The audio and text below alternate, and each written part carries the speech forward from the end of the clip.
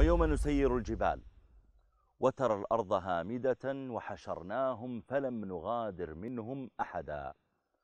ووضع الكتاب فترى المجرمين مشفقين مما فيه ويقولون يا ويلتنا ما لهذا الكتاب لا يغادر صغيرة ولا كبيرة إلا أحصاها ووجدوا ما عملوا حاضرا ولا يظلم ربك أحدا.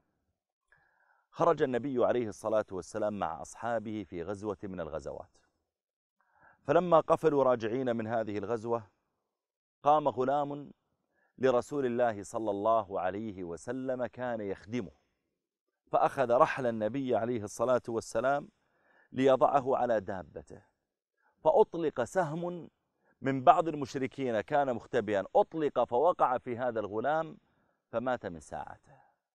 غلام رجع من الجهاد يخدم رسول الله صلى الله عليه وسلم، ما أحسن هذه الخاتمة. قال الناس الله أكبر، هنيئا له الجنة، هنيئا له الشهادة. فقال النبي عليه الصلاة والسلام كلا إن الشملة التي غلها، إن الرداء الذي سرقه من الغنيمة قبل أن تقسم، قال إن الشملة التي غلها لتلتهب عليه في قبره نارا. وقال عليه الصلاة والسلام إياكم ومحقرات الذنوب فإنهن يجتمعن على الرجل حتى يهلكنه.